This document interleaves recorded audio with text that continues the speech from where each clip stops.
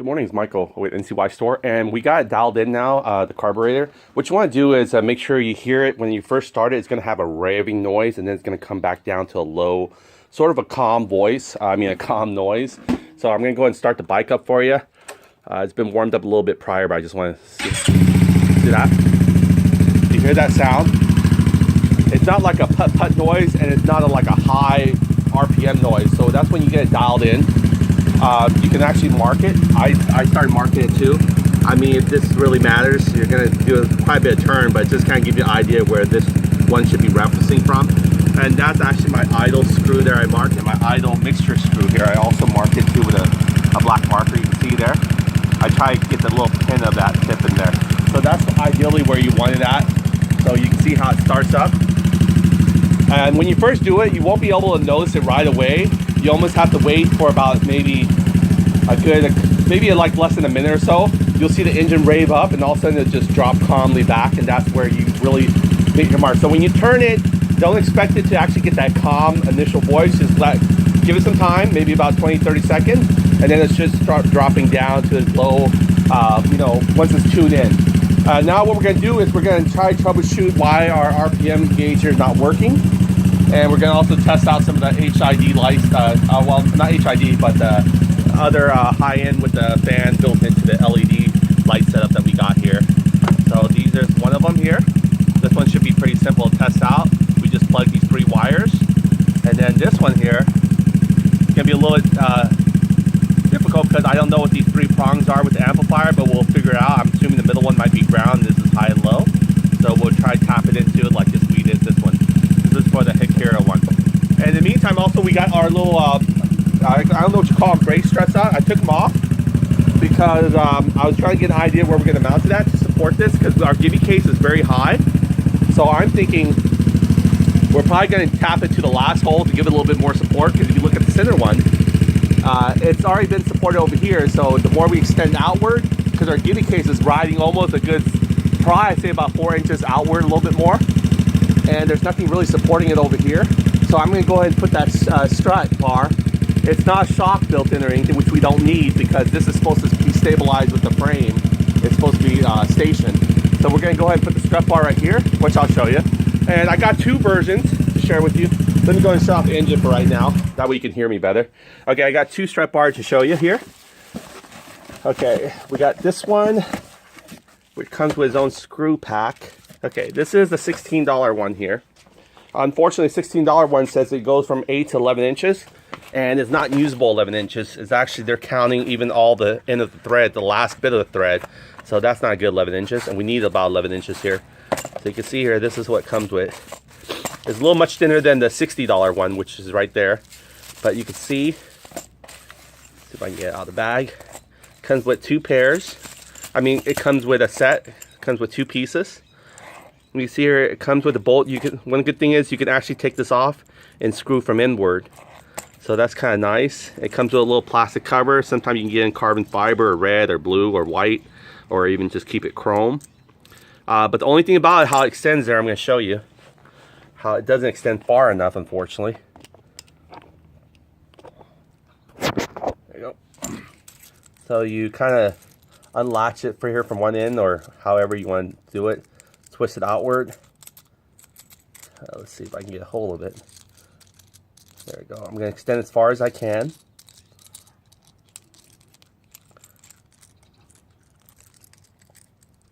For $16, not a bad deal if you just need something to hold your fender strut. I'm looking for more, a little bit of strength as well, but also reach. And fortunately, this is their max is mostly 11 inches. But again, the 11 inches is actually including the last bit of thread. So you're going to have 2 threads going in here, like this one and this end. And I'll show you. My scooter is about clearance needs is about at least about 1075. It needs that clearance. So I thought these would work. But unfortunately, when I went all the way to the last thread, I didn't feel very secure. It looked like the last bit of thread. I really don't like the spike here. I'm not sure why they would choose a spike to hold this thing down. It just makes it look kind of tacky. To me anyway, it looks kind of not very solid. But it has good product review. A lot of people, it's definitely for $16, you can't beat that. versus the $60 ones, which I'll show you the difference in a little bit. So here we go. I'm screwing it as much as I can out. You can see it's almost going to come out. It's like maybe 1.5 inches of thread.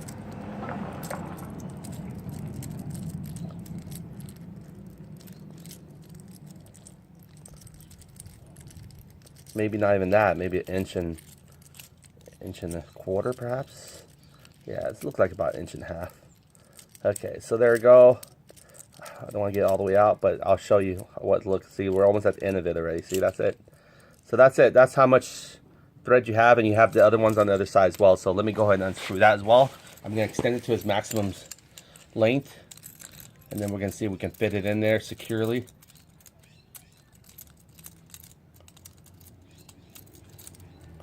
It almost looks like it's about to come out.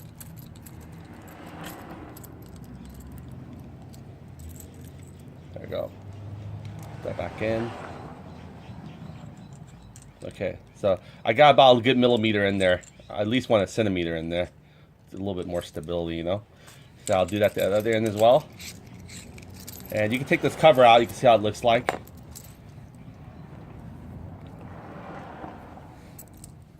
See that little shiny chrome piece. Okay, and then I'm going to put this one back in with his shark teeth washers there. Okay, I believe it's righty-tighty, or it could be reverse thread. Yeah, it's reverse thread. Okay. All right. So that's it. I got 1 centimeter of that in there as well. So this is it, how it looks like extended. This is what it was when it's not extended. I should put the cover in there, but I'm just going to show you for demonstration how it is. And this is the one that's not extended. So you can see how much more length they give you. It stays the same. You can see there. Okay, so that's the $16 one here. See that? Pros on it, I guess, you can screw from inward. If you can't get access to the outside to screw from top, you can come from inward. You can just take this latch off. And the $60 one, unfortunately, it doesn't have that. But you can see how much more solid it is. It comes with Allen bolts of its own. There's the Allen bolts here. I screwed one in on it. Look at that one right there. You can see how much thicker it is, too, in comparison. You know, you have almost a toothpick versus a full chopstick. Okay, so let me go ahead and take this one and extend it as well. This one says it goes to 9.5 by 11. I think it's 9.5 by 11, but I know it says it's 11, but it's usable 11 inches. Not 11 inches, including the last strand of thread. You know what I mean? You want 11 inches that you can use, not just say you have 11 inches. So here we go. So you can see here, I mean, just one side of alone, it's going a little bit further than almost this one right here. Look. See, I'm not even done doing the other side yet. Again, this is usable 11 inches.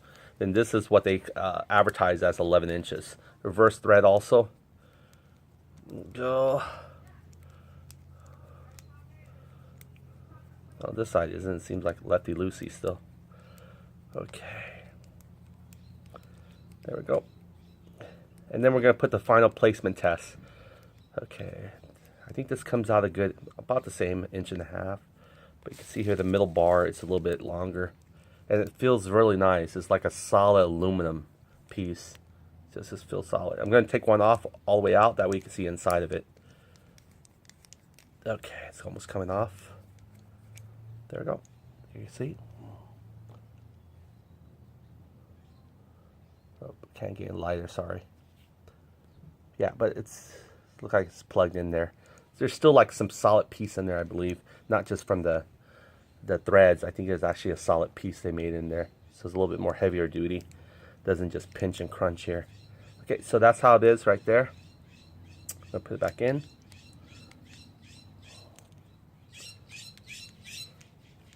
Okay, we're going to do a fitment test here. So what I wanted to use this for, again, was to help support my Givy case, because typical carrying cases are usually less than a couple pounds, and the Givy case alone, I believe, is about, it's a good baby, I say about a good 7 or 8 pounds, just the case alone before you put things on there, because usually these scooters are made just like this, and they put a little lighter rack on there. They actually will have a little bit more plastic to cover the hard ceramic here, or ceramic metal here. Let me show you here. This is the hard plastic here it came with. This is it right here, this piece. And this is the extended universal fitment for Givy. attachment case, which I had to customize. You can see the custom holes that we had to make. So this is with it, and it will fit like another, I guess, a couple pound, I guess, is the plastic case that comes with it. You know, they're kind of flimsy. Sometimes they don't close right and everything like that, so they're not like the, you know, quality case. But that comes normally with the scooter most of the time. Most people take them off. Most people do use them. But I'm going to go ahead and show you. The only thing, side effects is this one right here. It's too small. So you can see here, from the up top here, I have to screw in. It just goes right in. So that it just goes right in. Now this hole is also too small too, so I can't put my thread in there, but I can drill it. I can re-drill it because this is actually the bolt that originally will probably bolt it down. It's probably a M6, if I'm not mistaken. Yeah, it's an M6 thread. So you can see here, and the size of this bolt here. So this is M6 thread, and this looks like maybe probably a M4 perhaps, or M3. It's very small. It's very thinner. Now, unfortunately, when we get to this one here, it comes being even heavier duty. This actually takes its own, which is an M8. So now this one's too big. But, you know, that can be worked around because we can always rethread something from smaller to bigger, but we can't go from bigger to smaller, and, you know, we have to fill it in. So this one not only doesn't reach to where I want it to, because here I need to actually post it from this plate right here. So I took the bolts out from this plate here. So I need to reach it from this plate to here, and I need to extend it. You can see here, I'm trying to extend it. Let me see if I can hold on to this and show you. Now this is all using as actual bolts and everything, but, you know, and it's still not that, see that? It's not a good 11 inches that you can actually use. You know, they're claiming it's 11 inches, but look, I can't go, if I go further, yeah, I have to literally go like this, and there's no thread at all to mount this up here like this. Even if I could have mounted, and then I can't, look at that, see how far it hangs right there? See that right there from a view? So, well, let's see if I can show you. See that? The thread does not reach, not by far. That's the only downside I have of this one right here. So that's the problem. And then now if you look at this one here, not only the thread's bigger, which is fine, we can work around it. Like I said, we can rethread, you know, these ports here and make them bigger. And even if we had to put a little lock nut washer, M8 one, we can do that. And I'm probably planning to with some Allen bolts that we're having coming in. But if you look at this one here, let's see if I slide it right here. See that? Okay, and then, sorry, it's kind of hard to do it one hand holding the camera, but I'll try. You can, oh. Okay, what's great about this is it's pebbles too. You look at it, you know, it's a spinning kind of wheel right here. It's like, I don't know what you call it. It's cool. It's fixed onto this, you know, lock mechanism, which you can't unscrew to scroll from inward. That's what I meant. See, you can only go from top here. You can only screw from top because you can't push this out. It's actually one solid piece with a little round ball. So it's not like a straight rod in here. So that's what allows it to flex anyway, because that round ball is moving it. So you can tell it's made definitely quality. That's why it's probably priced that way. It's $61 or $62 just for 2 sets of these aluminum. There's the other end right here. And then this was only $16. But again, you get what you pay for normally. So I'm going to go ahead and put this in here. So I'm going to go ahead and protrude it here. And then if you can see here, okay, let's just pretend that I do got stabilized here, okay? Oh yeah, actually I am. Okay, so here it goes. Look how much more slack I still have for going up right here. So here we go. I'm going to hang this. There we go. See that? I still have some flexibility. Look, it still can reach even further down here. And it's not even where the hole is at yet. And I still have a good, what, centimeter drove in here. So I can actually, and then what I could do is tighten it once I know exactly how much it is. So I plan to put these two here like this to help hold the GY case a little bit, to give it a little bit more support again, because these things right here doesn't have anything, and you're putting a lot of like 12 pounds of good weight here when it's going over a railroad track and you're hopping. You know, your shocks can absorb some, but you're still taking an impact on this thing right here because it's just dead weight. And eventually this thing is made very, you know, it's like some kind of hard aluminum or something, or ceramic. So yeah, there's 4 bolts in here. I was gonna go a little bit thinner here to make it down here, because that way this will actually work probably, maybe. Yeah, it would work, this will work. But unfortunately, you know, it's already pretty bolted here already. So the center part already has the weight dispersed here for solid. But this end part is what I'm worried about. And then you got the givey that sticks out another 4 or 6 inches out here. And that's gonna have some problem with the dead weight. So that'll be a great support thing we're gonna probably put on, you'll see. Now let's get back to where we were. Oh, let me show you how we actually installed the givey one. So this comes by stock. This came with it, and you mount normally the original light case, which is probably less than a couple pounds. Now the givey one here, the holder itself, this weighs a good probably 1.5 pounds. So what it is you take out the screws here. There's a little bracket to protect it, and then we have to actually layer this on here like this. And then the givey comes and interlocks right here, and then clamps on here as their own locking mechanism. So you take out the little Phillips small screws here. You can take out this whole plate, and then you can do your bolting inside of it. And the bolting inside of it just looks like the screen, like that, like almost like this right here. But yeah, so we had a lot of bolts here. We're gonna probably change them out and put like Allen bolts on them. So these were the bolts that came out of it. Yeah, see a little square. There's 4 of them. One of them was I just showed you there. So yeah, so that's what we're going to work on. We're going to put that in, and then we also have to drill the hole. Unfortunately, we're going to have to drill the 2 rod holes coming in to be able to reach this part, because the tail light sits out here like this, curves like a little button right here. It doesn't even come this far out. It comes like a little, just enough for the tail light here to meet up with. That's how far it comes out. So it's a little dome-shaped bulb that comes out like this. But on the very top, it's just a plastic. So we'll have to drill 2 holes there to get it inside there and meet up with the 2 upper bolts here. So it's gonna look cool. We can actually even maybe you know, powder coat this black if we decide to, but I'm gonna keep it chrome for right now to see how I like it in the long run. And if I decide to move it shorter, it'll still work.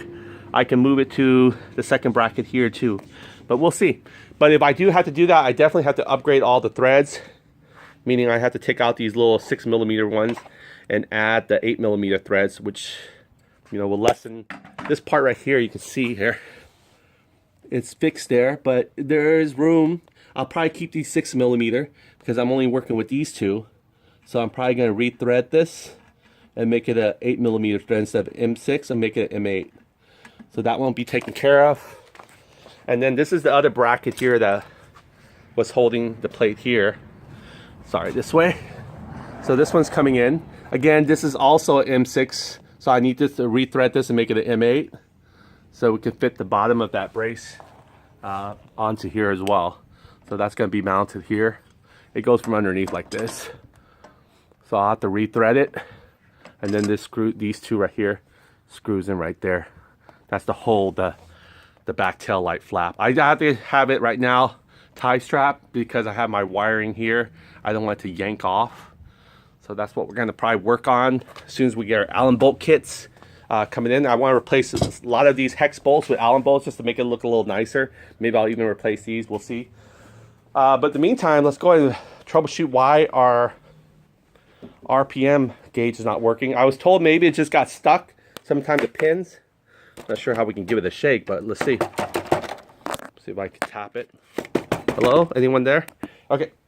And let's go ahead and turn it back on, fire it up. Purrs like a kid, see right there? So I'm gonna crank it. Whoa. Oh yeah, it definitely jumps. Yeah, see that gauge right there should be moving right now when I'm throttling like that. When I'm throttling like that, it's not moving. Only the bike is moving. So we gotta figure that one out. And also I'm gonna inspect these lights again of why we have it as our driving light, both lights are coming on, which I don't mind, you know, but I just want to see. So what I'm going to do is I'm going to reach in there and I'm going to see why maybe my leads are switched. I forgot about it. Let's see, left and left, right and right. Let's find out. I got the power.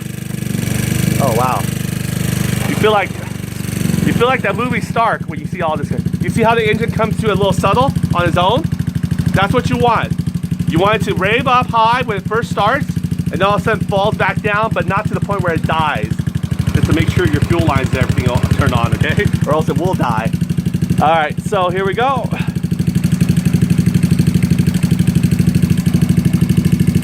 All right. Okay, I have my S there. I have my left here. Make sure that's left also. I believe that's left. Let me make sure. Okay, that's left. I didn't switch them yet. I could switch them right now. Let's see what happens. Okay, let me go and switch it. Yeah, the reason why I want the engine still running is, one thing is I want to see the lights, but another thing is actually I want to make sure it keeps charging the battery because we're doing all this troubleshooting with electrical lighting. And I want to make sure, so let me go and switch the leads here. You can see me switch it. And we'll find out why. You can focus on that right there.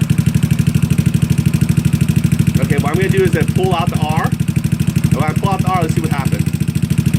See, it still lights up. Even with the, I guess the R could be the low beam or the high beam. So that still lights up. So I'm going to pull out the L. This will definitely not light up. Okay, here we go. Well, I pull out the ground too, but if I left the ground on, let's say. Okay, now I'm going to go ahead and put the ground. I'm going to put the L where the right was used to be.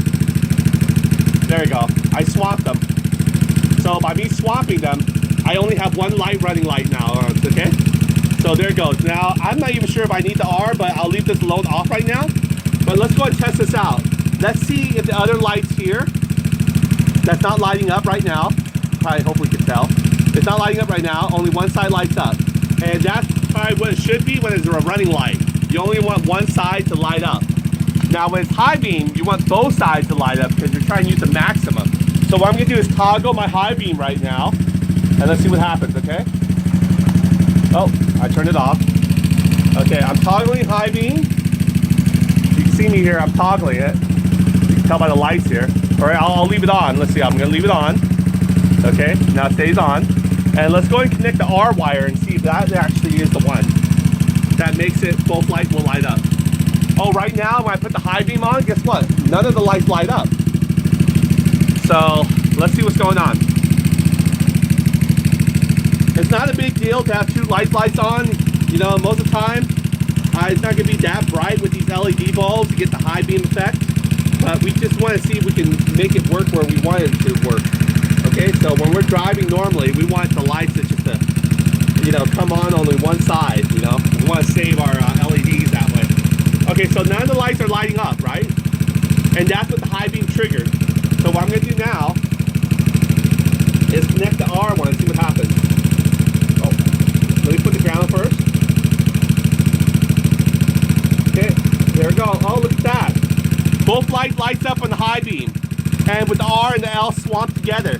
Excellent. Now what I'm going to do is turn off. I'm going to turn off the high beam. You can see here. Both lights up on both sides, right? Now what I'm going to do is turn off the high beam one. Okay? There it goes. We fixed our problem. Only one side lights up when the high, and it's a running light now. This is the running light. So yeah, we probably had it crossed over. Actually, it was supposed to be this way anyway. If you look at the wire configuration, you can see the ground wire runs this way. The right wire should run this way because look at the way it's tailed at. And then you can see the left wire is supposed to run this way. So we had it wrong in the first place. I might have confused it and reconfigured it by showing and telling, you know, how to take this off, the harness and everything. So yeah, so this is the correct way. This is how it should have been wired. So now you can see here, when I hit the high beam, I'm going to toggle it, okay? See that? So now it works. And if I have it constant, that high beam right there goes very low. If I put this on, this should be facing the very top, if I'm not mistaken. Yep. Should say very top. You can't see it, I can't see it either. Yeah, so it's so bright. Let me go ahead and turn it off. Okay, let's see if we can see it now.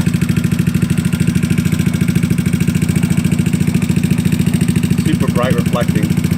Okay, this should be facing the very top. Well, we'll see. Once we put it back in the scooter, this harness will turn a certain way. Well, we'll know that's supposed to be right. Now, this does have a little locking mechanism. I didn't want to push it all the way in yet because what these little butt connectors are, not butt connectors, but these little what do you call them? I don't know, tip connectors. But they have a way to lock into the, see the little holes in there? That little hole? Well, these things have a little interlock, sort of a, if I get one out. You can see there? It pushes in it. Well, this might not have it. Okay, this one looks like it has it. You can see there, little pin that you know, by penetration, it actually comes into the little hole, and then it puts its teeth in there. Once it puts its teeth in there, it locks it in there. This right here is inside here somewhere in the middle section. So once it goes in a certain level, it'll lock into right here, okay? So let me go ahead and wire this back up accordingly and put it nicely back. In fact, you know what? Why don't we test out the other lights? Let's do this. Okay, so let me go and grab those other lights. Let me go and shut off the engine now. Okay, I just turned the key off, but my kill switch is still on. Okay, so what we're gonna do is we're gonna cap to a couple wires. If you didn't hear me earlier, we did have it wired correctly originally. If you can see how it flows here, there's the 3 slashes. You can see how it comes in a pattern like this, right? So this one should have been here. The ground should always be on the side here. And then you got your, I assume, again, this is probably high beam, and this is low beam. So the L is correct. I can use it for low beam now. So the right one would been for just a regular driving light, and then we got the low beam. I mean high beam for the right one. And that should have been here, here, and then here. So we can see how it works now because we swapped the leads right there. It's again, it's a 2-element wire. That's why it has 2 contacts right here. You can see, so it's useful for both functions, low and high beam. Now sometimes people still use the 2-element, but however they can only use for a driving light because they only have 2 sets of wires going into it. That means it's mainly probably just going to be used for a driving light, and their high beam will probably be their S1 here. But you can put a relay and wire it that way, I was told. So here we go. We're going to go ahead and try to grab those kits here. Let's start out with our $25 LED one, and then let's work our way with our, I believe these were on sale, so I got them for like $79, but they're normally $89. So let's check these out and see how they work. Let's bring them both. What I'm going to do is attach some alligator clips. Makes it easier. I only have 2 sets, so I'll need to make another contact, so I'll have to probably get the ground and touch it myself manually. It comes with its own amplifier. So amplifier is already wired to it, so we don't have to worry about this one. But let's see how it really lights up. So I'm gonna put this here. And I believe we're probably gonna have to take our gauge out and really troubleshoot to see why the pin's not holding. Either it's not getting electricity voltage or nothing. We can check on that.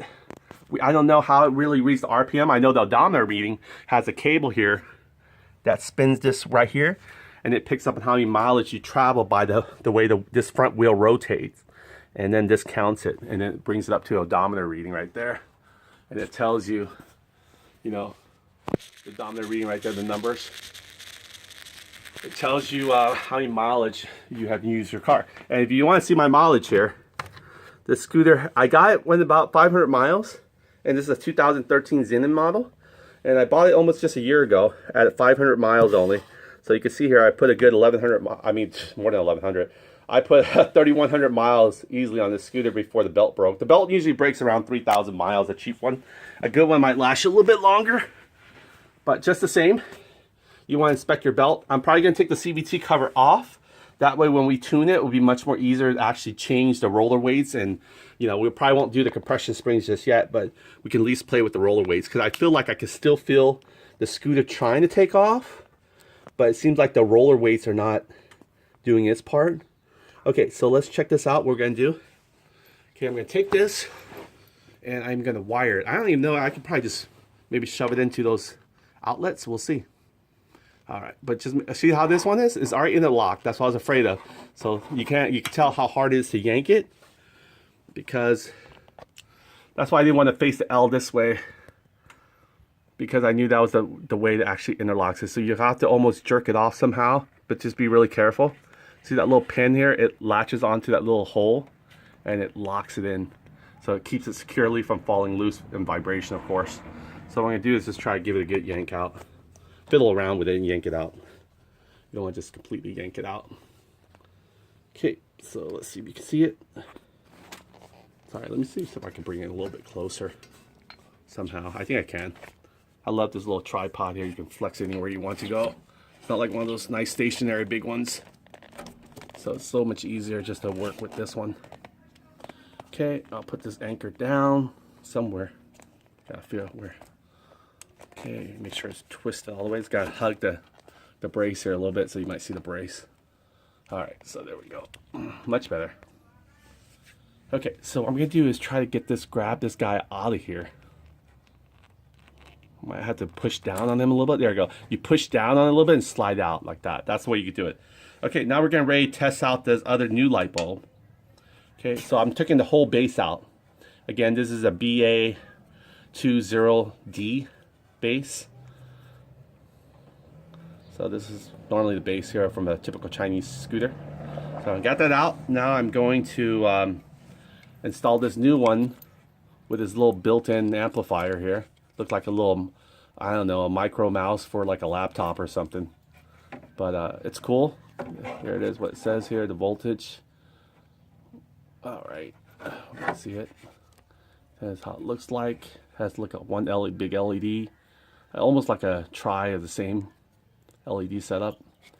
And it comes with like multiple, you know, attachment there you can use for a setup. But unfortunately, it doesn't have one that's like this base. It hasn't. The closest one is might be an H4 that we can probably crop it a little bit or modify it, but we'll see. Our main concern is not really getting the base attached, is to make sure it actually works with our, you know, since we have a good strong battery, a 14 amp millimeter battery, and it's a DC stator, 12 pulse, more than likely our power are really good. We can actually, there it comes with, it looks pretty nice. It looks pretty solid. You know, the heat shrink kind of, maybe it's not made to push in yet until you actually finalize it, but let me just push it in a little bit. Okay, now this one here, I gotta move it down a little bit. I need to expose the bullet connector. So see, I can't fit it in here, of course. So what I'm gonna do is grab those alligator clips here, and I'll touch the ground ones myself, since we'll see. So it's gonna be fun, interesting. Hope I don't blow anything up. I'm sure it's only 12 volts. It's not gonna fry anything. I'm not sure if this has a built-in fuse in there or anything like that. But I'm gonna go and put the ground. Well, the ground I can touch. Well, actually, you know what? Ground should be a safety. You want to actually, I'll use black, okay?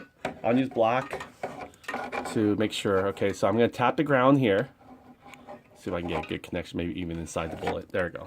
I'm gonna put the ground here, and I'm gonna attach it directly to the ground wire. Okay, that one's good. All right, so ground is ground. And now I only got one more, so I'm gonna have to choose. I'll take the blue wire, and I'll attach it to the blue wire here. How about we keep it simple? Look at that, it's almost matching the same color. Look at that, blue, green, and white. So blue with blue. And blue is actually our high beam. So let's go and do that. I can't put that in there. I guess the ground wire was bigger. So I'll have to just grip it from here. All right, so make sure you get a good grip there. And then what I'll do is I'll manually attach the white wire myself. Let me get some slack.